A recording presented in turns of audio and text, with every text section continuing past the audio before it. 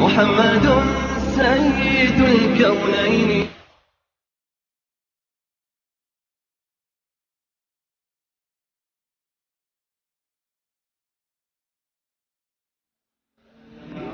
अस्सलाम वालेकुम नाज़रीन, आप लोग देख रहे हैं सलाम पाकिस्तान का इफ्तार स्पेशल ट्रांसमिशन और मैं हूं आपकी होस्ट डॉक्टर आफिया। आज 8वां रोज़ा है और आज के दिन हम क्या बात करने वाले हैं वो हम आपको बताते हैं। सबसे पहले तो आपको पता है कि जिस तरह हम लोग थोड़ी सी रिलीजियस बात करते हैं, तो आज जिस चीज़ पर हम बात करने वाले हैं वो है तक़वा। तक़वा क्या चीज़ है, तक़वा हमारी लाइफ में किस तरह इंकॉर्पोरेट किया जा सकता है, तक़वा क्या होता है असल में, तक़वा की वो क्या चीज़ें हैं जो एक इंसान को मुत्तकी बनाती हैं, एक मुसलमान को मुत्तकी बनाती हैं। ये सब समझना हर मुसलमान के लिए बहुत ज़रूरी है और रमज़ान से बेहतरीन मौका नहीं हो सकता ये सब समझने का। ये सब बताने के लिए हमारे पास आज मौजूद है प्रिंसिपल जामिया अनवारुल मदीना के मुफ्ती वकास हाशमी साहब। मुफ्ती साहब कैसे हैं आप? बिल्कुल ठीक ठाक। रमज़ान कैसे गुजर रहे हैं आपके? बहुत अच्छे गुजर रहे हैं अल्लाह के फजल से। माशाल्लाह, बहुत अल्लाह करे आपके आगे भी रोज़े सबके अच्छे गुजरे, हमारे व्यूअर्स के भी अच्छे गुजरे, आपके भी अच्छे गुजरे। मुफ्ती साहब, आज हम बड़े ही इम्पॉर्टेंट टॉपिक पर बात करने वाले हैं। बहुत सारी अच्छी चीज़ें हम ज़िंदगी में करते हैं, सवाब कमाने के लिए बहुत काम करते हैं, लेकिन एक चीज़ होती है तक़वा। जिसे कहते हैं ना, एक इंसान दूसरे इंसान से बरतर नहीं है, सिर्फ तक़वे की बुनियाद पे बरतर है। तो इसमें ये समझना ज़्यादा इम्पॉर्टेंट है कि फिर तक़वा क्या है जो एक इंसान को बढ़तरी दे रहा है।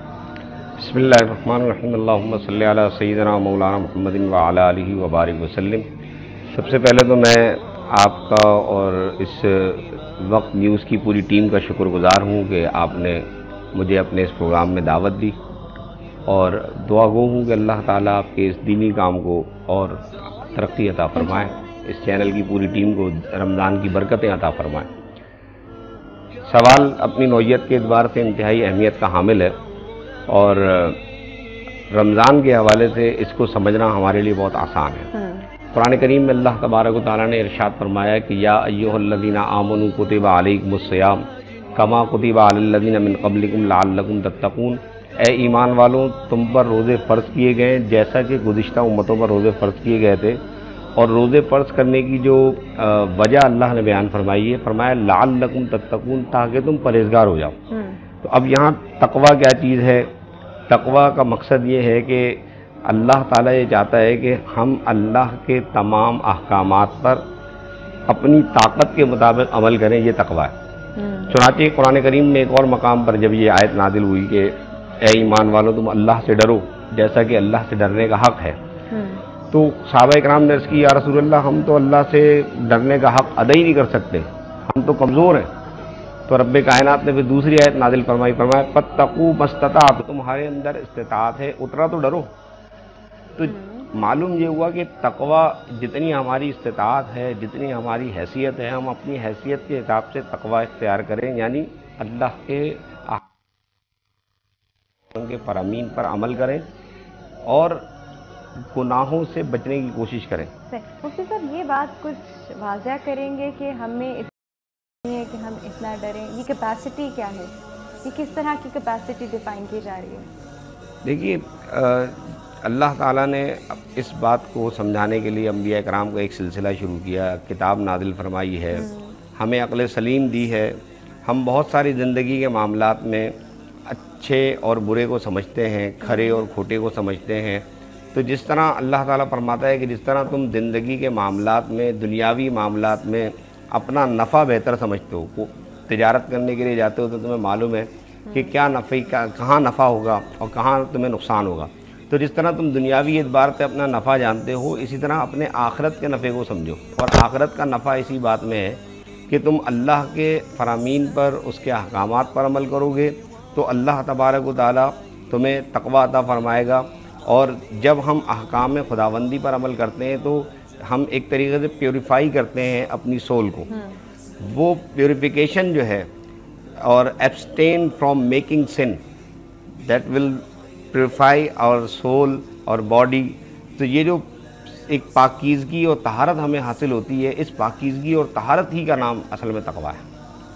सही। अच्छा मुफ्ती साहब, ये तक़वा लोग अपने अंदर कैसे पैदा कर सकते हैं? हमें नहीं पता तकवा पैदा कैसे होता है, हम सिर्फ अच्छे काम करते हैं। अच्छा, ये भी अच्छा आपने सवाल किया कि हमें नहीं पता चलता। तो बहुत आसान सा जवाब है इसका कि जब हम ये फ़ील करें और महसूस करें कि हम गुनाहों से खुद ब खुद बच रहे हैं और हमें गुनाह की बात से, गुनाह के काम से गिल्टी फील होता है, तो बस हम ये जान लें अच्छी तरीके से कि हम किसी हद तक तकवे के दरवाजे के करीब करीब हैं। जब हमें नेकियों से मोहब्बत होने लगे और नमाज का टाइम हो रहा है, 10 लोग बैठे हुए हैं, लेकिन हमारे दिल में एक बेचैनी शुरू हो गई कि नमाज का टाइम हो गया। अच्छा, मैं नमाज सब कह रहे हैं भाई नमाज हमें भी पढ़नी है, आप कोई अनोखी नमाज नहीं पढ़ेंगे, लेकिन मेरे दिल में कुछ अजीब सी बात हो रही है कि नहीं, मुझे नमाज की तैयारी करनी है। तो जब हमें गुनाहों से नफ़रत होने लगे, नेकियों से मोहब्बत होने लगे, तो ये सब यकीन कर लीजिए कि अब हम दरवाजे के करीब पहुंच गए हैं। नॉक करें और अंदर दाखिल हो जाएं। ये तो बड़ा आसान तरीका है। अच्छा, फिर मुफ्ती साहब, एक अच्छे इंसान और एक मुत्तकी इंसान में क्या फ़र्क है? बहुत अच्छा सवाल है। एक अच्छा इंसान काफिर भी हो सकता है, लेकिन एक मुत्तकी इंसान सिर्फ मोमिन ही हो सकता है। कुरान करीम में अल्लाह ताला ने फरमाया कि ला रैब फी ज़ालिकल किताब ला रैब फी हुदल लिल मुत्तकीन। ये जो किताब हमने नाजिल की है, इसमें कोई शक की गुंजाइश नहीं है। ये हिदायत देती है किन लोगों को? मुत्तकीन को। तो अब यहाँ एतराज़ ये पैदा होता है कि कुरान तो सिर्फ तकवा वालों को हिदायत दे रही है, अच्छे इंसान को तो हिदायत दे नहीं रही है। तो एक अच्छा इंसान, काफिर भी एक अच्छा इंसान होता है, वो इंसानियत के नाते लोगों की मदद करता है, चैरिटी करता है वगैरह वगैरह। लेकिन तकवा एक अलग चीज़ है। तकवा अच्छे इंसान से 2 कदम आगे की बात है। एक अच्छा इंसान हमारी कहना चाहिए कि सीढ़ी के फर्स्ट स्टेप पर खड़ा हुआ है, और एक मुत्तकी जो है वो आखिरी सीढ़ी पर खड़ा हुआ है। अच्छा, ये फ़र्क है। सिर्फ ये फ़र्क है? सिर्फ ये तो फ़र्क नहीं, बहुत बड़ा फ़र्क है। इंसान जो है वो मुत्तकी बन सकता है? नहीं, एक मुत्तकी के अंदर अच्छा इंसान छुपा हुआ हो सकता है, लेकिन एक अच्छे इंसान में मुत्तकी छुपा हुआ नहीं हो सकता। सही। अच्छा मुन्ना साहब, तकवे की अहमियत क्या है ज़िंदगी में? तकवा और तकवी की अहमियत के हवाले से कुरान करीम ने जा बजा अपने मानने वालों को इस तरफ तरगीब दी है, और तकवे के ज़राए भी बयान फरमाए हैं, जिसमें जैसे मैंने एक ज़रिया बताया, रोज़ा तकवे का एक बेहतरीन ज़रिया है, वालिदैन की फरमा बरदारी तकवे का बेहतरीन ज़रिया है, और इसी तरह गरीबों, यतीमों, मिस्कीनों की हमदर्दी और गमगुसारी और उनकी मदद करना भी तकवा है। इसी तरह गुनाहों से बचना भी तकवा है। कुरान करीम ने फरमाया इन तजतनिबू कबाइरा मा तुनहौना अन्हु नुकफ्फिर अन्कुम सय्यातिकुम व नुदखिलकुम मुदखलन करीमा।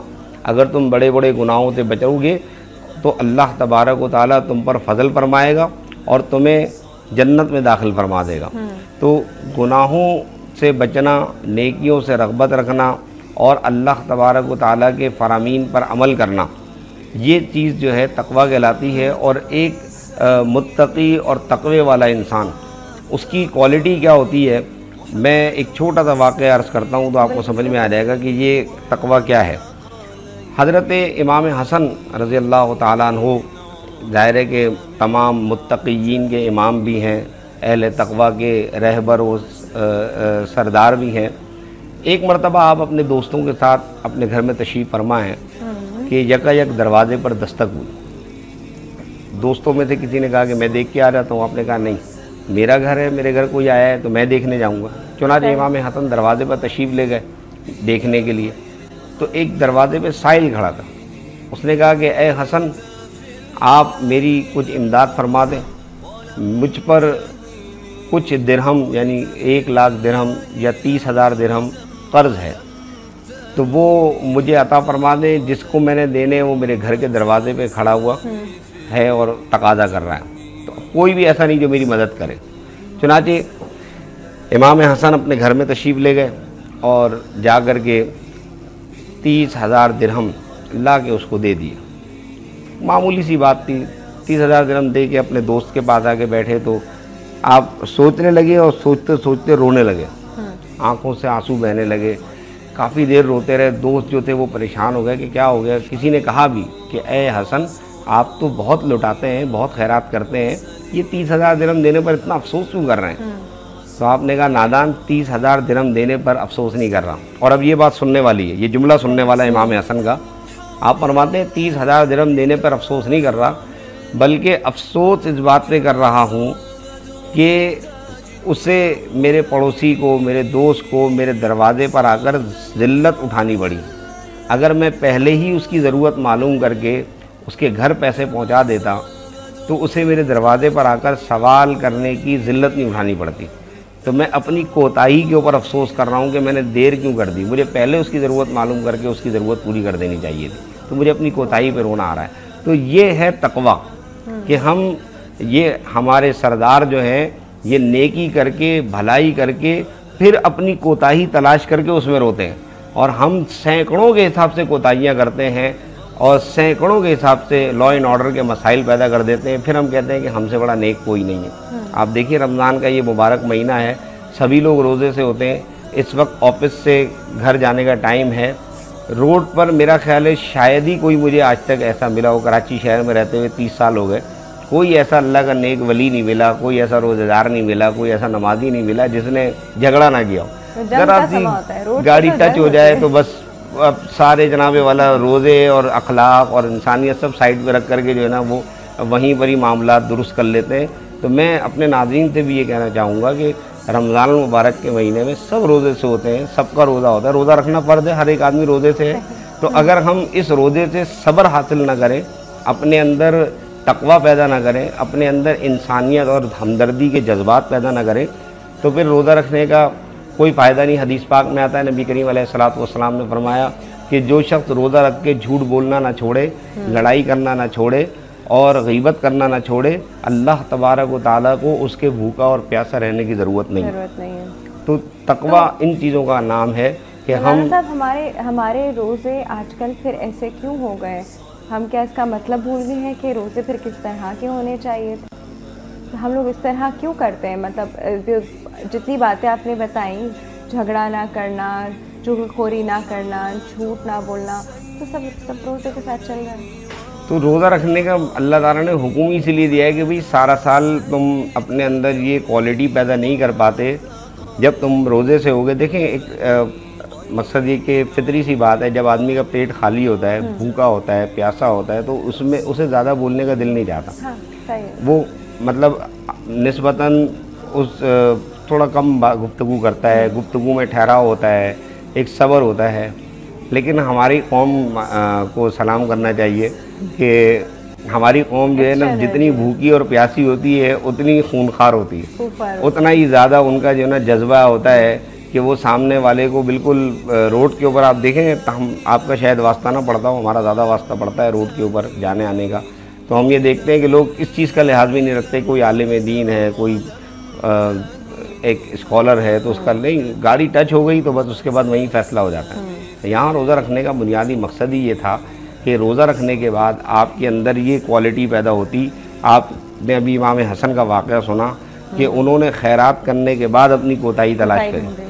हम लोग रमज़ान में खैरात क्या कर रहे होते हैं, हम सदा अपने घर के लिए इफ्तारी ख़रीद रहे होते हैं। ऐसा लगता है कि शायद कुरान करीम में स्पेशल आयत नाजिल हुई है कि जब तक दस्तरखान पे ये थोड़ी सी और इस तकवे पे डेफिनेटली बात करते हैं और हमारा एटीट्यूड टुवर्ड्स तकवा पे भी बात करते हैं। एक छोटे से ब्रेक का वक्त हुआ है। आप लोग मौलाना साहब, यहाँ पे सिंस हमारा छोटा सा ब्रेक तो हो गया है, लेकिन मुझे आपको थैंक यू करना पड़ेगा।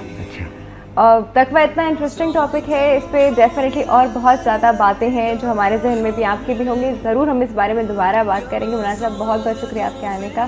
तो इस वक्त हो गया एक छोटे से ब्रेक का, आप तो कहीं नहीं जाएंगे। इसके बाद हम थोड़ी सी और इंटरेस्टिंग गुफ्तगू करेंगे।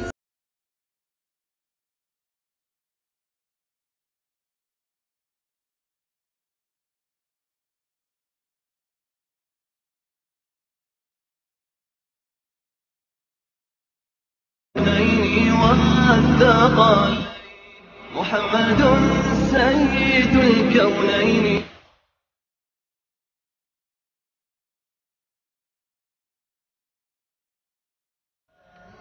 Welcome back. अब हम थोड़ी सी बात करेंगे हेल्दी लाइफस्टाइल की, हेल्दी तरीके अपना के जो हम ज़िंदगी इंप्रूव कर सकते हैं, एक अच्छा रोज़ा गुजार सकते हैं। डेफिनेटली रोज़ा लगेगा, रोज़ा लगना भी चाहिए, लेकिन उसके साथ आपकी ज़िंदगी और उसके मामूलात कैसे नॉर्मल चलते हैं वो बताने के लिए हमारे पास मौजूद है हमारी एक्सपर्ट डॉक्टर विल्की। सर सामने के डॉक्टर, वालेकुम अस्सलाम। कैसे हैं? अल्हम्दुलिल्लाह ठीक ठाक। As pretty as ever, very charming. अच्छा मुझे एक बात बताएं जी। आज तो मैं 3-4 सीक्रेट्स तो पूछने ही वाली हूँ। सबसे पहले तो मैं डॉक्टर विल्की से पूछूंगी, she is always smiling and young and charming, कैसे? कोई इसमें भी कोई टोटका है, कोई तरीका है? कुछ नहीं, काम काम और काम बस। काम काम एंड काम कीप्स यू यंग। हाँ। हम तो कहते हैं इतना काम करोगे तो जल्दी बुढ़े हो जाओगे। नहीं, ऐसी कोई बात नहीं होती। नहीं ऐसा कुछ नहीं। अच्छा वैसे ये होता है कि इंसान जितना अपना माइंड चीज़ों में एंगेज रखता है उतना जितना उसका दिमाग फारिग नहीं। पॉजिटिव। हाँ ये बड़ी अच्छी बात की डॉक्टर साहब ने, पॉजिटिव चीज़ों में। अच्छा डॉक्टर साहब, अपनी ज़िंदगी को पॉजिटिव और सब कुछ नॉर्मल रखने के लिए होता ये कि जितनी देर हम जाग रहे हैं इट्स एग्जैक्टली रिलेटेड टू हम जितनी देर सो रहे हैं। बिल्कुल। अगर हमारी नींद अच्छी नहीं होती तो सारा फिर पूरा दिन डिस्टर्ब हमारा डिस्टर्बेंस। देखें होता ये है कि अगर नींद सही नहीं होती है हमारे हार्मोन्स डिस्टर्ब हो जाते हैं। ख़वातीन के लिए तो बहुत ही बुरा है। रात की जो नींद है वो लेना ज़्यादा ज़रूरी है। ऐसा नहीं कि रात को हमारे यहाँ बच्चियाँ आती मेरे पास कहते हैं हम सोते तो हैं 8 घंटे की नींद लेते, रात 12 बजे सोते, सुबह 12 बजे, बल्कि 10 घंटे की नींद ले रहे थे, 12 घंटे की नींद ले। ये नींद लेना ये ज़्यादती है अपने साथ भी। क्योंकि देखिए रेजेस का बहुत हमारी ज़िंदगियों पे असर होता है, sun rays and moon rays. अच्छा देखें ना आप, मून रेजेस का तो इतना होता है कि अगर प्रेग्नेंट वुमेन है उसमें कुछ ऐसा जो आते हैं, कुछ दिन आते हैं ग्रहण वगैरह, तो उस पर आप देखें कि कट्स लग जाते हैं। ठीक है, तो ये जो रेजेस हैं ये हमारी बॉडी पे और माइंड पे बहुत इफेक्ट करते हैं। तो अल्लाह ने रात सोने के लिए बनाई और दिन काम करने के लिए बनाया। और अगर रात को पीसफुल जो नींद लेते हैं, एक तो नींद ये होता है कि अगर आप 6 घंटे की भी सुकून के रहते जो प्रॉपर नींद होती है, जब इंसान सोता है तो उसकी बॉडी रिपेयरिंग भी हो रही होती है। इसीलिए ना डिफरेंट स्कूल्स ऑफ थॉट्स हैं। कुछ स्कूल्स ऑफ थॉट्स कहते हैं आप मल्टीविटामिन रात को लें ताकि जब आपकी बॉडी रिपेयरिंग हो रही हो तो वो काम करे, जहाँ पे जिसकी उसको ज़रूरत हो उस वक्त उसको मिल जाए। तो उस वक्त तो वो डाइजेस्ट होने में लगा रहा होगा। हाँ बिल्कुल। मैंने यही कहा ना डिफरेंट स्कूल्स ऑफ थॉट्स हैं। एक स्कूल्स ऑफ थॉट ये कहता है कि मल्टीविटामिन आप दिन में ताकि आप एक्टिव रहें तो वो डाइजेस्ट हो और आपको मिले, रात को आपको ब्लड सर्कुलेशन हाँ, मिले तो सही। हाँ बिल्कुल।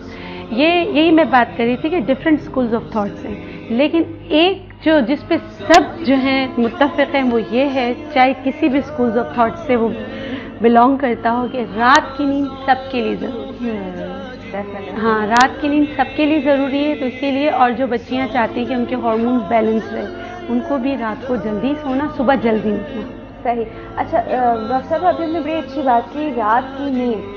हम लोगों के साथ अक्सर मसला है कि जब हम रात को सोने लगते हैं तो बस नींद उसी वक्त नहीं आती। उस वक्त नहीं असल में होता है आती उस वक्त जब आपको उठने, और आजकल में तो सहरी के वक्त का टाइम हो जाता है। आजकल की तो बात अलग है, लेकिन कैफीन की कोई भी चीज़ रात को आप ना लें। सही है ना। आप कॉफ़ी पी लेते हैं, चाय पी लेते हैं, इस तरह की चीज़, बल्कि रिलैक्सेंट टी आप लो। मैं अक्सर जिक्र करती हूँ कैमोमाइल टी, वो बहुत रिलैक्सेंट है। तो अगर आपको बेड टी की आदत है, बेड टी वैसे कहते हैं सुबह मॉर्निंग की टी को, लेकिन रात को भी अगर आप बिस्तर पे जाने से पहले आप आदी हैं कि आप कुछ ना कुछ लेते हैं, तो फिर आप जो है ये जो रिलैक्सेंट टी है ये इस्तेमाल किया करें। वो कैमोमाइल टी बहुत अच्छा होता है, या जिंजर टी। वो एनर्जेटिक तो होता है, लेकिन वो भी आपके हम नेचुरोपैथिक कहते हैं कि वो जो है वो आपके ख़वातीन के लिए हार्मोन्स के लिए अच्छा होता है, बॉडी एक्स एंड पेन्स के लिए अच्छा होता है। बाज़ लोगों को होता है कि जैसे बिस्तर पे जाते ही तमाम दर्दें शुरू हो जाती हैं, टांग में दर्द हो रहा है, दर्द हो रहा है। सही, बिल्कुल सही कहा। अक्सर तो आपको बॉडी का दर्द तब पता चलता है वो बिस्तर पे सीधे लेटते जब, हाँ बिल्कुल, आप रिलैक्स होते हो तो सारे दर्दें आ जाते हैं, फिर नींद उड़ जाती है। सही। अच्छा डॉक्टर विल्की से कॉल हमारे साथ मौजूद है, अटेंड करते हैं। अस्सलाम वालेकुम। अस्सलाम वालेकुम। अच्छा जी हेलो, हाँ जी सलाम पाकिस्तान। कौन है हमारे साथ? हेलो सलाम। हमारे साथ कौन है? वालेकुम सलाम। मैं बात कर रही हूँ। अच्छा आप बात कर रही हूँ। आपका शायद टीवी सेट का वॉल्यूम ऑन है, आप वहाँ सुनती हैं और जवाब हमें यहाँ देती हैं। हाँ जी मैं बात कर रही हूँ। टीवी बंद कर दें। जी अच्छा चलो जी, वेरी नाइस। क्या कहना चाह रही हैं? मेरी डॉक्टर बलजीत से मैंने बात करनी है कि मेरे प्रॉब्लम ये रहता है कि स्किन का प्रॉब्लम रहता है मेरा ना, और मैं हकीम से भी, अब पहले मैं डॉक्टर से रिव्यू किया, उसके बाद मैं हकीम से कर रही हूँ, लेकिन हकीम से भी आराम नहीं आ रहा। ऐसे पिंपल्स रहते हैं मेरी, और ऑयली स्किन रहती है मेरी हर टाइम, और बॉडी में भी बैक साइड से पिंपल्स रहते हैं, और सर्दियों में भी ऐसे होता है, गर्मियों में कुछ ज्यादा हो जाता है ऐसे। अच्छा, मुझे ये बताएं कि आपका पेट सही है, मैदा सही है, तो मेरे का कॉन्स्टिपेशन तो नहीं है? मुझे तो हकीम ने भी ये कहा कि मेरी तो प्रॉब्लम बर्निंग रहती है मुझे ऑल टाइम ना। नहीं, हकीम ने क्या कहा वो नहीं, आप मुझे अपना बताएं। आपका मैदा सही है, बर्निंग रहती है और कब्ज रहता है आपको? हाँ जी, हाँ जी। दोनों कब्ज हमेशा रहता है, उसके लिए आप कुछ खाती हैं? नहीं, कब्ज हमेशा नहीं रहता, कभी कभी प्रॉब्लम होता है, क्योंकि मैंने हॉस्टल लाइफ भी ज्वाइन की, हॉस्टल लाइफ में भी जो है ना खाना अच्छा नहीं होता, और इस वजह से ना मुझे टाइफाइड हुआ, उस प्रॉब्लम से टाइफाइड की वजह से ना मेरे का प्रॉब्लम शुरू हो गया, और मैं नर्सिंग फील्ड में हूँ। अच्छा, ठीक है, कोई मसला नहीं। पर चले ठीक, डॉक्टर बिल्किस अभी आपका मसला हल कर देती, ठीक है? बहुत बहुत शुक्रिया आपकी कॉल कर डॉक्टर बिल्किस। देखें, आपके साथ एक तो कॉन्स्टिपेशन, आप कह रहे हैं कि मैदे में गर्मी या आपको जलन रहती है, तो आप ये देखें कि पहले इन्वेस्टिगेशंस ज़रूरी है। आप ऐसा तो नहीं कि आपको वो वाला दर्द हो जो खाना खाएं तो आपको आराम होता है, तो अल्सर होता है, भूख का दर्द जिसे कहते हैं। अब मैं आपको सबके लिए एक चीज़ बता देती हूँ जो आपको हर एक में हेल्प करेगा। आपको एक्नी बहुत हो रही है तो आप रात को 2 बूटी, देखिए हम लोग ये करते हैं ना कि अगर हम कोई हर्ब्स बताते हैं तो बेदरीग मुट्ठी भर भर इस्तेमाल कर रहे होते हैं, वो गलत है, क्योंकि इन्हीं जड़ी बूटियों से दवाइयाँ बनती हैं।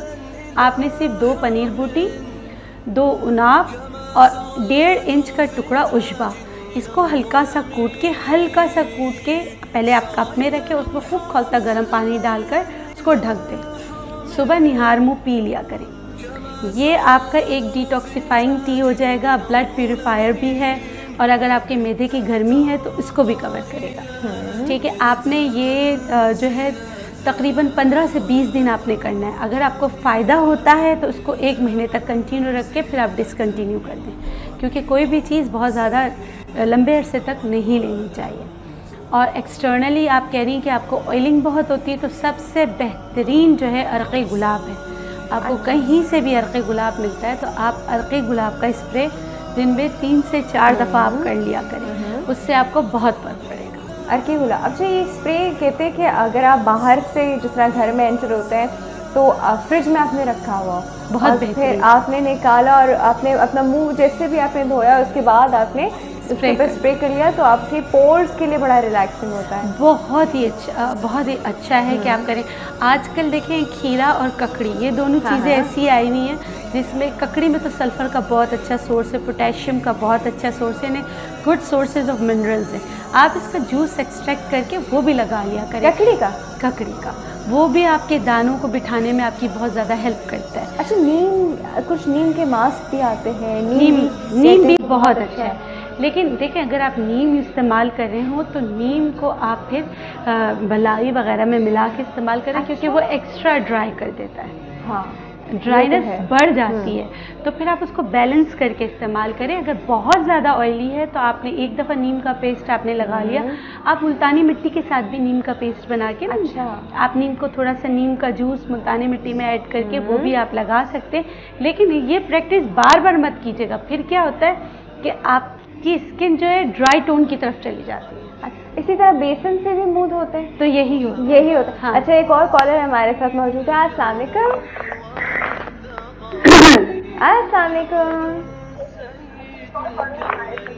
ओके, इन्होंने भी टीवी सेट का वॉल्यूम ऑन किया हुआ है, ये भी अब अपने आप को भी। अस्सलाम वालेकुम। टीवी बंद कर दीजिए प्लीज। हेलो। हाँ जी, कौन बात कर रहा है?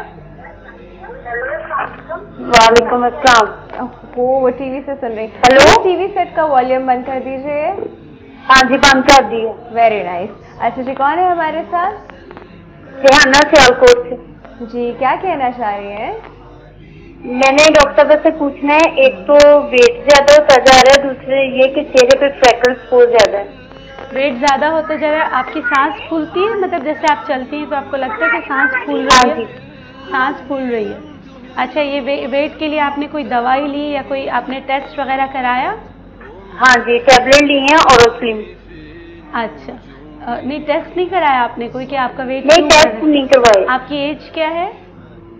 ये 34 है। आपके मंथली साइकिल्स वगैरह सब सही हैं? हाँ जी, रेगुलर है।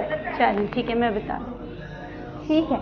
अच्छा डॉक्टर साहब, ये तो बहुत सारी चीजें हो सकती है ना, इनके पता नहीं ईटिंग हैबिट्स क्या है, इनका लाइफस्टाइल क्या है, लीवर का कोई मसला हो तो भी, अगर हाँ, कोलेस्ट्रॉल बढ़ रहा कोई है, लेवल ना थायराइड हो, का बिल्कुल, TSH बिल्कुल, इसीलिए मैं कह रही थी कि आपने कोई टेस्ट कराएं। अच्छा, बहरहाल आपको कोई भी मसला, आप इन्वेस्टिगेशन ज़रूर कराइएगा। वो बहुत अच्छी बात है कि आप इन्वेस्टिगेशन करके कोई इलाज करें, लेकिन घर पे मैं एक आपको बता देती हूँ नुस्खा, जो किसी वजह से भी अगर आपका वेट बढ़ रहा हो तो 3 चीज़ें बता रही हूँ। घोखरू, सुम्बलो, दमासा। बहुत मुश्किल नाम है। मुझे तो नाम ही नहीं समझ में आए। एक मिनट दोबारा सुनते नाम क्या था? घोखरू। अच्छा, ये नाम हम एक छोटे से ब्रेक के बाद सुन ले। क्योंकि आप लोग एक काम कीजिए, में कॉपी पेन लाइए, हम छोटे से ब्रेक लेते हैं, कहीं नहीं जाएगा, अभी वापस आते हैं।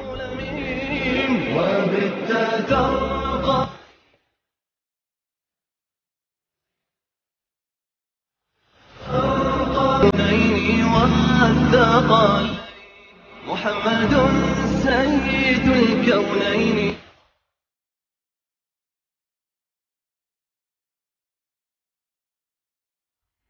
Welcome back. अब डॉक्टर बिल्किस जो है हमें एक कमाल की चीज़ बताने वाली है, और वो नाम ज़रा मुश्किल थे, इसलिए मैंने आप लोग को टाइम दिया था कि आप लोग पेपर पेन ले आए। अब आप ले आए, मैं भी लिख रही हूँ, आप भी लिखिए जी डॉक्टर बिल्किस जी।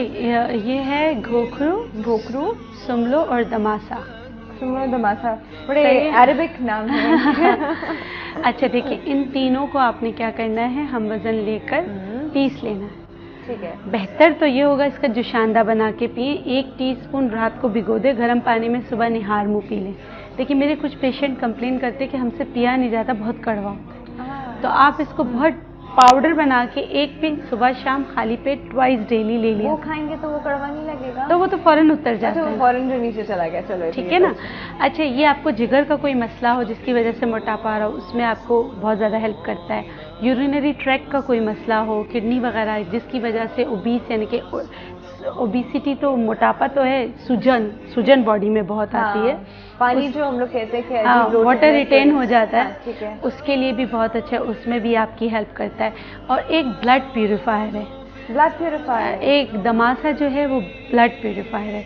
तो किसी वजह से मतलब कि होता है कि आप उसकी वजह से अगर मोटापे की तरफ जा रहे हो, या आपका जिगर सही काम नहीं कर रहा हो, सही ताज़ा खून नहीं बना रहा हो, तो उसको भी वो हेल्प करता है। तो ये लॉन्ग रन में आप खाएं, 2 महीने तक तो आप लें, इंशाल्लाह इससे फर्क पड़ेगा। सही। ये तो इसके साथ तमाम बादी चीज़ें, कितना वेट लॉस होता है? देखिए अगर सिर्फ आपको सूजन वगैरह है ना, तो 3 से 4 किलो पर मंथ हो जाता है। सही। अगर सूजन वगैरह है, अगर आप ब्लोटेड हो रहे हैं तो हाँ। लेकिन अगर आप बहुत ज़्यादा मोटापे और ठुस्से में, जैसे सही वाला चर्बी वाला मोटापा है, गुड फैट, हाँ बहुत ज़्यादा, तो उसमें फिर 2 किलो। और सीधी सी बात है, मेरे पास भी कोई आता है तो मुझसे कहते हैं, मैं कहती हूँ मैं 7 दिन में कमरा जो है ना वो कमर नहीं बना सकती। सही है। और आप लोगों को भी मतलब कि है कि कोई इस तरह के दावे करता है तो आप लोग सोचो कि उसमें कोई ना कोई ऐसी चीज़ तो होगी ना। नेचुरोपैथिक कैसे इस तरह कह सकता है, या कोई हर्बल एक्सट्रैक्ट ऐसे नहीं होते कि जो 7 दिन में आपको बिल्कुल ही डिजॉल्व कर दे, है ना। हाई प्रोटीन डाइट की वजह से वो होता है, उसके साथ आप हर्बल वाटर्स ले रहे होते हैं। तो ये थोड़ा सा सोचें आप लोग, सेहत के साथ नहीं खेलना चाहिए, क्योंकि फिर किडनी डैमेज होती है, आपका फिल्टर प्लांट जाता है। हाँ, किडनी डैमेज होती है, जहाँ ये दवाइयाँ मेटाबोलाइज होती है, लिवर डैमेज होता है। तो ये 2 ऑर्गन्स इतने सेंसिटिव हैं, और जब इस तरह की हम दवाइयाँ लेते हैं, स्टेरॉइडल होती हैं या फिर dangerous chemicals, definitely go and harm organs, main organs. अच्छा, हम लोग थोड़ी सी बात कर रहे थे स्लीप हाइजीन की। नींद हमारी ज़िंदगी की कितनी इंपॉर्टेंट है, स्पेशली रात की नींद। और रात की नींद जब प्रॉपरली नहीं आती है लोगों को, तो उसके लिए टिप्स देने वाली है डॉक्टर। अच्छा ठीक है, कोई बात नहीं। एक तो कैमोमाइल टी बहुत अच्छा होता है, और दूसरा ये कि जो मेरी टिप है, मुझे नींद नहीं आती तो मैं कोई भी मजहबी किताब उठा के पढ़ना शुरू कर देती हूँ, फिर नींद आ जाती है। अच्छा, अगर आप चाहते हैं कि आपकी रात की नींद बहुत अच्छी हो, तो आप कॉफ़ी या चाय शाम के बाद, मतलब असर के वक्त आप पी लेते हैं, उसके बाद रात को ना पिया करें। कुछ लोगों की आदत होती है कि जैसे खाना खाए उसके बाद वो चाय वगैरह पीते हैं। That includes cold drink as well. हाँ, सॉफ्ट ड्रिंक्स ऑल्सो, बिल्कुल। तो कोई ऐसी चीज़ आप ना लें, और खाना खाने के बाद आप वॉक ज़रूर करें, ताकि बाद लोगों को रिफ्लेक्सेस हो रहे होते हैं ना, बहुत खाना ऊपर आ रहा होता है, इंडाइजेशन, उसकी वजह से भी वो नहीं स्लीपलेस रहते हैं। हाँ, तो अगर आप वॉक करेंगे तो इससे भी निजात पाएंगे। और घर की एक हर्बल टी मैं अक्सर बताती हूँ कि अदरक का टुकड़ा, पुदीना, सौंफ, इलायची, ये सब डालकर आप खाने के ऊपर, मतलब एक हज़म के लिए आप ये बना लें, या छाछ, जो लस्सी जो होती है वो ज़रूर पिया करें अपने खानों के साथ। उससे आपका खाना बहुत अच्छा हजम होता है, आपको नींद भी बहुत अच्छी आती है। जो लस्सी पीते हैं उनको ये बात पता होगा। अच्छा, इसी लस्सी से मुझे याद आया, डॉक्टर साहब को कहते हैं कि अगर गर्म दूध का ग्लास पी लिया जाए, नीम गर्म दूध, वो बहुत मतलब अब डेफिनेटली आप लोग गरम तो नहीं, नीम गर्म ये पिया जाए तो बड़ी अच्छी नींद आती है। हाँ, नीम गर्म दूध से ना सिर्फ अच्छी नींद आती है, बल्कि सुबह आप जो एक प्रॉब्लम होती है कॉन्स्टिपेशन की, उससे भी आपको निजात मिलती है। अच्छा, दैट्स वेरी नाइस। अच्छा, जो लोग हम लोग फिर इसमें से अगर क्रीम हटा दे तो कोई फर्क तो नहीं पड़ेगा? नहीं, कोई, बल्कि अच्छी बात है। देखिए, क्रीम में फिर आपको पता है दोनों कोलेस्ट्रॉल होते हैं ना, फिर अगर आप चाहते हैं कि आप मोटापा और कोलेस्ट्रॉल दोनों से बचे, तो और आपकी एज अगर छोटी है तो आप इस्तेमाल कर सकते हैं, लेकिन अगर आप की एज 40+ है तो ज़्यादा क्रीम तो आपके लिए अच्छी नहीं है, आपको हटा देना चाहिए। बल्कि आप अगर चाहें तो घर पे भी स्किम मिल्क बना सकते हैं। उसका बनाने का तरीका, एक दफ़ा आपने उसको अच्छी तरह उबाला और फिर आपने ठंडा करने के बाद फ्रिज में रख लिया, तो एक मोटी सी बलाई होती है, उसको आप निकाल लें। उसके बाद दोबारा उसको पकाते हैं तो एक हल्की सी, फिर उसको रखें तो एक हल्की सी बलाई और आ जाती है, उसको भी आप हटा दें तो आपका दूध स्किम्ड बन गया। मज़ीद अगर आप उसको स्किम्ड करना चाहते हैं तो आधा आप दूध ले लें, उसमें आधा पानी डाल दें। लो, कोई बचा क्या? नहीं, स्किम्ड मिल्क की बात करें कि अगर सारे मिल्क के वो बच गए, लेकिन वो आई थिंक कैल्शियम जो उसकी क्रीम में सारा चला जाता है, वो चला गया उसका, है ना? वो तो इतना नहीं गया, लेकिन सारा चला गया, कोलेस्ट्रॉल चला गया। कैल्शियम तो फिर भी आपको मिल जाएगा, लेकिन कोलेस्ट्रॉल आपको नहीं मिलेगा। जो स्किम मिल्क में के पीछे जाते हैं, अगर वो चाहते हैं कि घर में करें तो आप ये कर लिया करें। और अगर आपको हो कि आपका कैल्शियम ज़ाया हो रहा है तो सिंगाड़ा जो है वो गुड सोर्स ऑफ कैल्शियम है। अच्छा, सिंगाड़ा पाउडर मिल जाता है, आप उसको दूध में उबाल के पी लिया करें। क्या बातें हैं भाई, ज़बरदस्त टिप्स है। अगर हम ये टिप्स अपनी लाइफ में शामिल कर लें तो कितनी सारी प्रॉब्लम्स खत्म हो जाए। नहीं, ज़रूरत ही नहीं है जी इधर उधर मारे फिरने की, डॉक्टर के पास नींद नहीं आती, नींद की दवाइयाँ खा रहे हैं, इतनी अच्छी वो चीज़ें बता रही हैं, ये कर लेंगे तो ज़िंदगी सुकून में आ जाएगी। डॉक्टर बिल्किस, बहुत बहुत शुक्रिया आपके आने का। अब क्योंकि हमारा नेक्स्ट सेगमेंट का टाइम हो गया है, तो यहाँ आप हमें इजाज़त दें और हम आपको मिलेंगे कहाँ? हम आपको मिलेंगे मनपसंद किचन में, जहाँ शेफ इकबाल हमारा वेट करे। देखते हैं आज वो क्या बना रहे हैं। कहीं नहीं जाएगा, विल बी राइट बैक।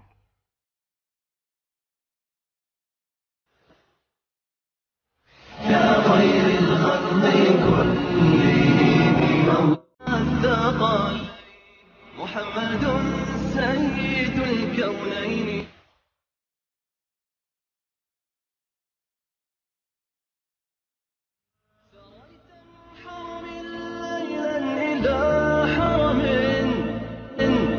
अस्सलाम वालेकुम। रमजान के स्पेशल कुकिंग शो के साथ वक्त टीवी से शेफ इकबाल का सलाम अर्ज है और आपको खुशामदीद कहते हैं। क्या आपकी जिंदगी में कोई प्रॉब्लम है? क्या दुनिया में ऐसे लोग होते हैं जिनकी जिंदगी में कोई प्रॉब्लम नहीं होती? क्या दुनिया में ऐसे लोग होते हैं जिनकी जिंदगी में प्रॉब्लम नाम का लफ्ज एग्जिस्ट नहीं करता? बिल्कुल ऐसे लोग होते हैं। एक तो मैं मौजूद हूं आपके सामने, मेरी जिंदगी में कोई प्रॉब्लम नहीं, मेरी जिंदगी में प्रॉब्लम नाम का लफ्ज एग्जिस्ट नहीं करता। अगर आप डिक्शनरी में जाकर देखें तो आपको मालूम होगा कि प्रॉब्लम ऐसे मसले को कहा जाता है जिसका इस जहां में कोई हल मौजूद ना हो। प्रॉब्लम ऐसे मसले को कहा जाता है जिसका इस जहां में कोई हल मौजूद ना हो। लेकिन हमने तो ये सीखा है कि हमारी जिंदगी में, आपकी जिंदगी में आने वाली हर प्रॉब्लम का हल मौजूद है। इट मीन्स हमारी जिंदगी में कोई प्रॉब्लम नहीं, बल्कि ये पहेली है, पजल है, जिसे हल करके आप और ज्यादा स्ट्रॉन्ग हो जाते हैं, जिसे हल करके आप और ज्यादा मजबूत हो जाते हैं, जिसे हल करके आप और ज्यादा एक्सपीरियंस हो जाते हैं। इसलिए आज से आप भी अपनी जिंदगी में प्रॉब्लम लफ्ज हटा दीजिए और वहां लिख लीजिए पहेली, puzzle, which make you more strong. इस खूबसूरत से मैसेज के साथ चलते हैं रेसिपी की जानिब।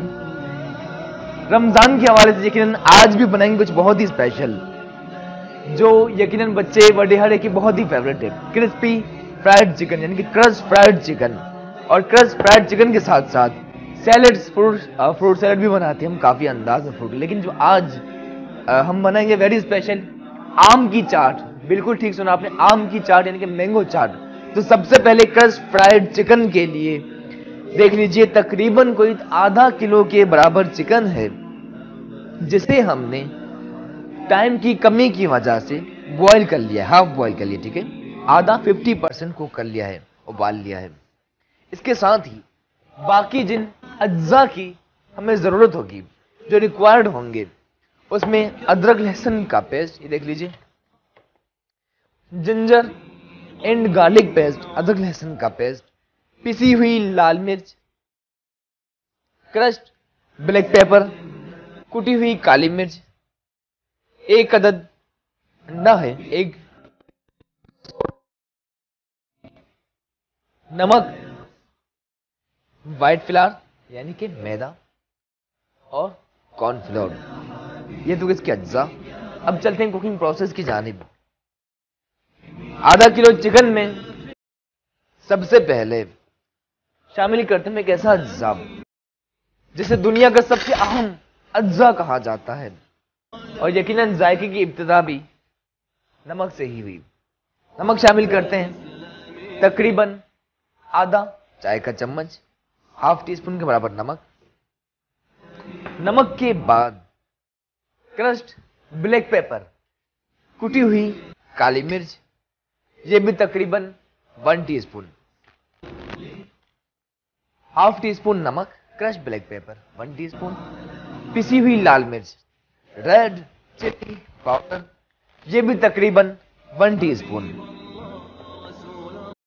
नमक के बाद काली मिर्च और साथ ही पिसी हुई लाल मिर्च शामिल करने के बाद अब इसमें हमने शामिल करना है अदरक लहसुन का पेस्ट, यानी कि जिंजर एंड गार्लिक पेस्ट 1 और ये 2, तकरीबन 2 टीस्पून के बराबर शामिल करके इसे कर लीजिए अच्छी तरह से मिक्स। अच्छा, इसी के साथ ही इस क्रस्ट फ्राइड चिकन में शामिल करने में प्याज, अनियन, आधी प्याज है अनियन, इसे हम काट लेते हैं जल्दी से बारीक चॉप, ठीक है, हाफ अनियन। और इससे भी यकीनन एक खास क्रिस्पीपन आएगा इस चिकन में, जो हमें रिक्वायर्ड है इसके लिए। अच्छी तरह से कर लीजिए नाइफ को शार्प तेज। अब प्याज को कर लेते हैं बारीक चॉप। पहले कट्स लगा लीजिए इस तरह, 1 2 3 4 5 6 7 कट्स के बाद इसे कर लीजिए बारीक चॉप।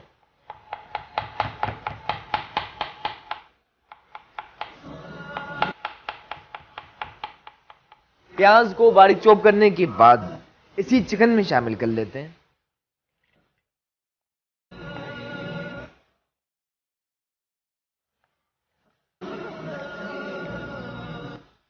ठीक है, और फिर से इसे कर लीजिए अच्छी तरह से मिक्स। चिकन नॉर्मल है, देख सकते हैं आप, हड्डी के साथ। अगर आप चाहें तो बोनलेस चिकन में भी यकीनन बना सकते हैं, ठीक है।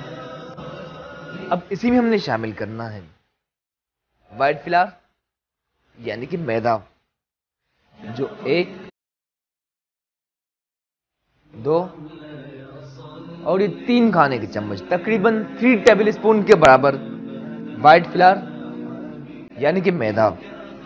और अब कॉर्नफ्लोर, ये भी तकरीबन 1 2 और ये 3 टेबल स्पून, ठीक है। 3 खाने के चम्मच मैदा और 3 खाने के चम्मच ही कॉर्नफ्लोर शामिल करने के बाद हल्की सी इसमें हमने शामिल करनी है मीठी सोडा, ठीक है, मीठा सोडा, ये तकरीबन आधा चाय का चम्मच शामिल कर लीजिए। इसके साथ ही 1 अदद अंडा तोड़ लेते हैं, ठीक है, अंडा लीजिए। और यकीनन अंडे में भी काफी ज़ायद होती है, प्रोटीन अंडे में काफी मिकदार में होता है। और एक चीज पहले भी बता चुके हैं कि अंडे के अंदर और फिश के अंदर ओमेगा 3 भी काफी मिकदार में होता है। अंडे को तोड़ लीजिए, ठीक है। देखिए, अगर हम चाहते तो डायरेक्टली इस चिकन में भी अंडा तोड़ सकते थे, लेकिन ये मुमकिन था, हो सकता था कि अंडा खराब हो। ड्यू टू दैट रीजन अलग से हमने एक बॉल में तोड़ लिया था।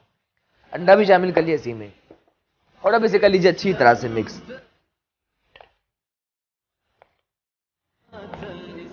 Very very special crust fried chicken के लिए चिकन के अंदर हमने शामिल किया नमक, काली मिर्च, पिसी हुई लाल मिर्च, अदरक लहसुन का paste, white flower, cornflour, soda और अंडा शामिल करके इसे कर लीजिए अच्छी तरह से मिक्स, ताकि मसालों का जायका अच्छी तरह से चिकन के अंदर तक रच जाए। और हल्का सा मजीद हमने शामिल करना है इसमें, देख सकते हैं मैदा 1 टेबल स्पून मजीद और 1 टेबल स्पून ही कॉर्नफ्लोर। अब हो गए तकरीबन 4 टेबल स्पून, 4 खाने के चम्मच कॉर्नफ्लावर और 4 खाने के चम्मच ही मैदा शामिल किया और इसे कर लीजिए अच्छी तरह से मिक्स। मिक्सिंग हो चुकी है। यहां देख लीजिए मनपसंद कुकिंग ऑयल फ्राइंग के लिए मौजूद है, तो हल्का सा थोड़ा सा मजीद शामिल कर लेते हैं। मनपसंद की खास बात, मनपसंद कोलेस्ट्रॉल से पाक है और विटामिन ए और डी से भरपूर।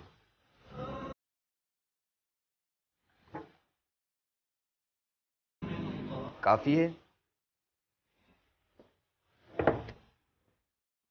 ठीक है।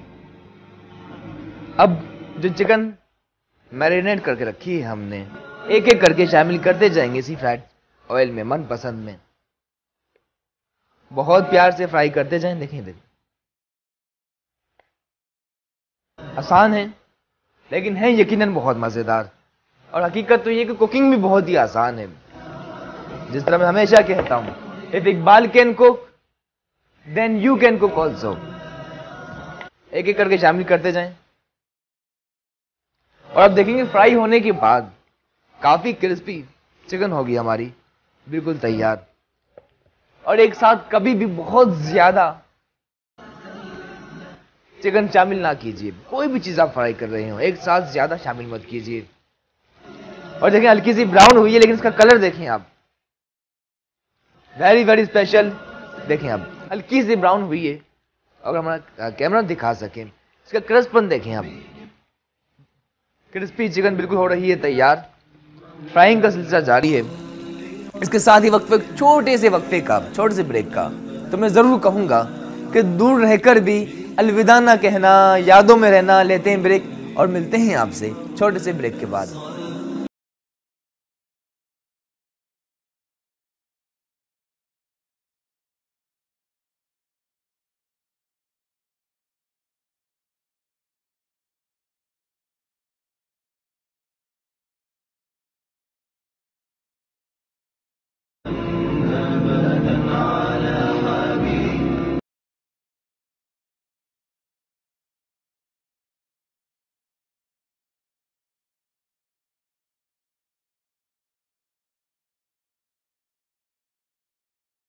खुशामदीद खुशामदीद खुशामदीद। ब्रेक के बाद अगेन खुशामदीद कहते हैं आपको हमारे स्पेशल कुकिंग शो में वक्त टीवी से शेफ इकबाल के साथ।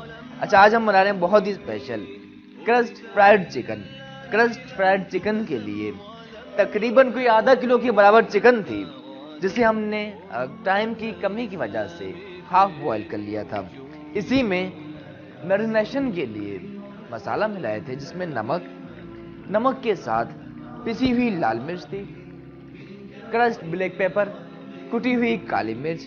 इसके साथ ही वेरी स्पेशल, जिसके बगैर तो पाकिस्तानी खानों का तस्वुर ही नहीं किया जा सकता, यानी कि अदरक लहसुन का पेस्ट। ठीक है, अदरक लहसुन का पेस्ट था। उसे अच्छी तरह से मिक्स करने के बाद हल्का सा क्रंची बन लाने के लिए प्याज यानी कि अनियन को हमने बारीक चॉप करके शामिल किया। साथ ही कॉर्नफ्लावर तकरीबन कोई 4 खाने के चम्मच के बराबर, और इसके साथ ही मैदा यानी कि व्हाइट फ्लावर। सोडा शामिल की, मीठा सोडा खाने का तकरीबन ½ टी स्पून, और इसे कर लिया अच्छी तरह से मिक्स। और बाइंडिंग के लिए इसी में हमने शामिल किया था अंडा एक अदद। याद रहे कि अंडा एक बाइंडिंग एजेंट भी है, अंडा बाइंडिंग एजेंट भी अंडे ही की वजह से। देखिए आप चिकन दिखा दूं आपको, ये देखें चिकन के अंदर तक बिल्कुल कॉर्नफ्लोर, मैदा और अंडा एब्जॉर्ब हो चुका है। इसकी सबसे बड़ी वजह ये अंडा ही, अंडा से अंडे की वजह से बिल्कुल ये बाइंड हो जाता है। और जब तक और उसके बाद मनपसंद में फ्राई करने से यकीनन इसका जायका और ज्यादा शानदार हो जाता है और बड़ी कोई शानदार इसकी महक आ रही है जो हम बहुत ज्यादा एंजॉय कर रहे हैं। और देखिए मनपसंद में फ्राई होने के बाद कलर देखें इसका कितना शानदार है, crispy fried chicken, crust fried chicken बिल्कुल गोल्डन ब्राउन हो चुकी है। और जो इसमें हमने मैरिनेशन की थी वही वजह है कि देखें कितना क्रस्ट बना चुका है। देखें आप आवाज आ रही है बिल्कुल इतने क्रिस्पी, वेरी स्पेशल चिकन बिल्कुल हो चुकी है तैयार। निकाल लीजिए इसे मनपसंद में से। और उसके बाद बाकी जो चिकन मौजूद है इसे भी हम कर लेते हैं एग्जैक्टली उसी तरह फ्राई। और फ्राइंग के लिए जरूरी है कि सिर्फ वैसे कोई भी काम करें दुनिया में अगर दिल से किया जाए, प्यार मोहब्बत से किया जाए तो यकीनन इसके नताइज भी बहुत शानदार होते हैं। और फ्राइंग के लिए जरूरी है कि बिल्कुल नजदीक फ्राई कीजिए, चाहे कोई भी चीज़ हो फ्राइंग आइटम। जितना ज्यादा ऊपर से आप डालेंगे उतने ज्यादा चांसेस होंगे आपके हाथ के जलने के। एक एक पीस कर शामिल करते जाएं ताकि इसका कुकिंग प्रोसेस चलता रहे और चिकन बिल्कुल हो जाए फ्राई। आसानी कोई बहुत ज्यादा मुश्किल नहीं हरगिज। अच्छा देखें लास्ट पीस है, दिखा दूं कैमरे की मदद से। इसमें लास्ट पीस है, आखिरी पीस बचा है चिकन का।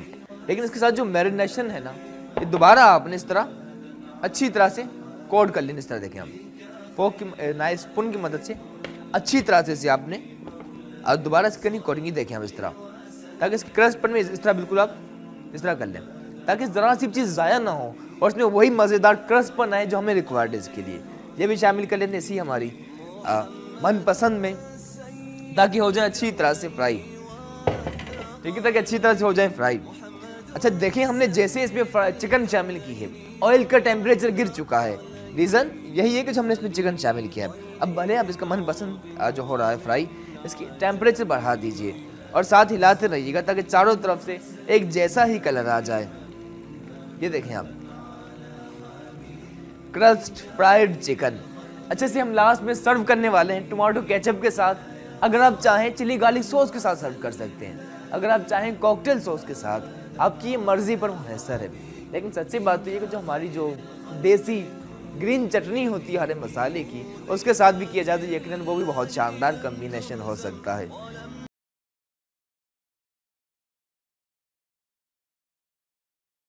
और ये कोई शानदार खुशबू आ रही है इसकी अच्छी सी प्रेजेंटेशन के साथ।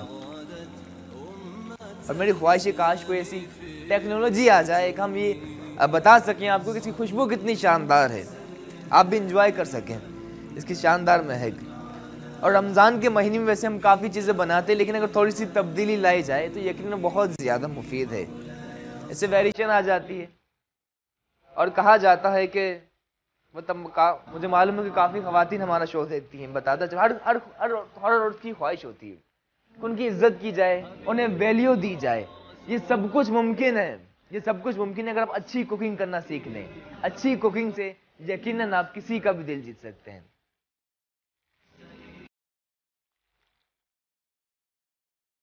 साथ उसे हिलाते रहिएगा ताकि चारों तरफ से एक जैसा ही इसका नाइस ब्राउन कलर आ जाए। फ्राई करने से हत्ता कि सुनहरी माइल भूरे रंग के हो जाए। और देखिए जब ऑयल गर्म होने के बाद सनसनाने लगे मनपसंद, इसकी ऑयल की टेम्परेचर आपने कम कर लेना, स्लो कर लेनी इसकी आंच।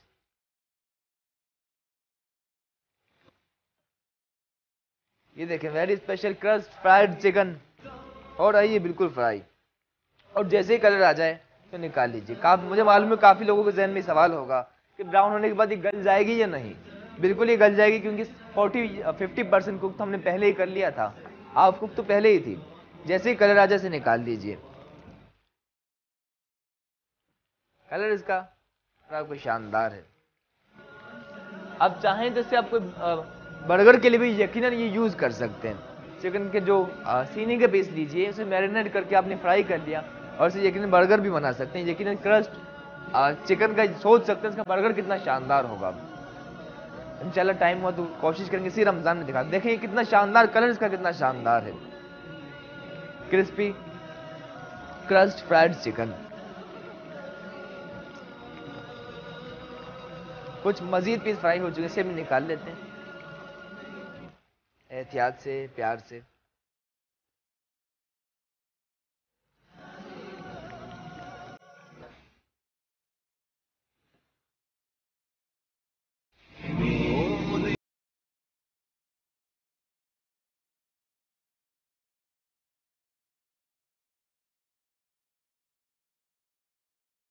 वेलकम बैक आफ्टर ब्रेक हमारे जबरदस्त कुकिंग शो वक्त टीवी से। आज हम बना रहे हैं बहुत ही स्पेशल क्रस्ट फ्राइड चिकन। बिल्कुल हो चुकी है तैयार विद द ब्यूटीफुल प्रेजेंटेशन, देख सकते हैं। अब चलते हैं आम की चाट की जानिब, यानी कि मैंगो चाट, जिसके लिए आम की चाट के लिए 2 से 3 अदद आम थे। इसके हमने क्यूब्स काट लिए हैं, देख लीजिए आप। आम के क्यूब्स काट लिए हैं, ये देख सकते हैं आप। इसी में हमने इसका मजीद जायका बढ़ाने के लिए शामिल करने ग्रेप्स, यानी कि अंगूर, तकरीबन कोई 1 कप के बराबर, 1 कप के बराबर अंगूर शामिल किए। और अंगूर के साथ ही क्रीम, फ्रेश क्रीम 1, 2 और ये 3, तकरीबन 3 टेबल स्पून के बराबर क्रीम। अगर आप मीठा पसंद करते हैं, थोड़ा सा आइसिंग शुगर, पिसी हुई चीनी तकरीबन 1 टीस्पून के बराबर। अगर आपको ज्यादा मीठा पसंद हो तो यकीनन आप अपने टेस्ट के मुताबिक, अपने जायके को सामने रखते हुए यकीनन आप इसकी मिकदार भी बढ़ा सकते हैं। अब इसे कर लीजिए अच्छी तरह से मिक्स। आम की चाट बनने जा रही है, जिसमें आम शामिल किया, आम के साथ ही ग्रेप्स, ग्रेप के अंदर क्रीम, ठीक है, आम में अंगूर, उसके साथ क्रीम शामिल की। अब इसे कर लेते हैं अच्छी तरह से मिक्स। इसके साथ ही इसका मजीद जायका बढ़ाने के लिए, हल्का सा चटपटापन लाने के लिए शामिल कर हमने चाट मसाला स्प्रिंकल कर दीजिए, तकरीबन ½ टीस्पून, और इसे कर लीजिए मजीद मिक्स,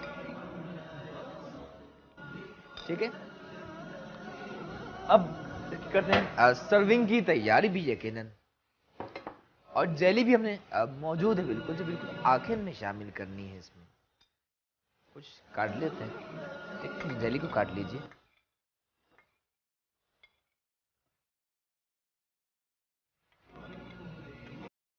फिर उसके बाद जेली के क्यूब्स बना लीजिए इस तरह, छोटी छोटी टिक्कियां काट लीजिए, कर लीजिए मिक्स। कुछ इसी में शामिल कर लेते हैं to make it more colourful. ये देखें आप, जेली शामिल करके इसे कर लीजिए मजीद मिक्स, ठीक है। अब प्रेजेंटेशन के लिए सर्विंग, यकीनन सर्व करना भी आर्ट है, इसे हम शामिल कर देंगे।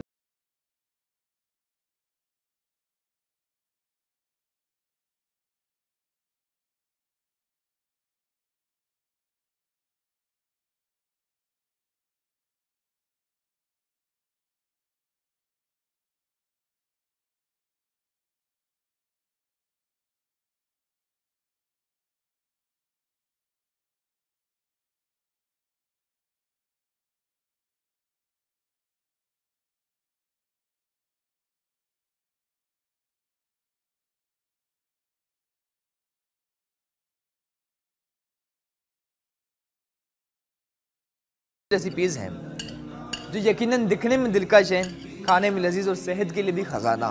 क्योंकि आम की अफादियत, क्रीम की बात की जाए या अंगूर की बात की जाए तो यकीनन इन सभी अल्लाह ताला की नेमतें हैं और सभी में काफ़ी ज़्यादा ग़िज़ाइयत, विटामिन्स और मादनियात पाए जाते हैं।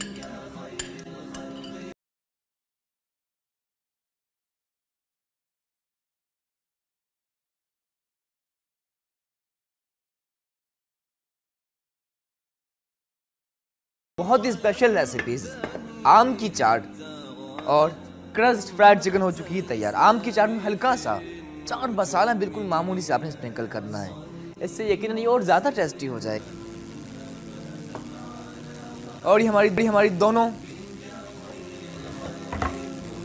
वेरी स्पेशल रेसिपीज बिल्कुल हो चुकी हैं तैयार, क्रस्ट फ्राइड चिकन और आम की चाट। इसके साथ ही मुझे अपने शेफ इकबाल शाह को दीजिए इजाज़त हमारी पूरी टीम के साथ जिंदगी रही तो नेक्स्ट एपिसोड में फिर मुलाकात होगी आपके साथ, नए दिन, नई सोच और नई रेसिपी के साथ। दीजिए इजाजत, अल्लाह हाफिज।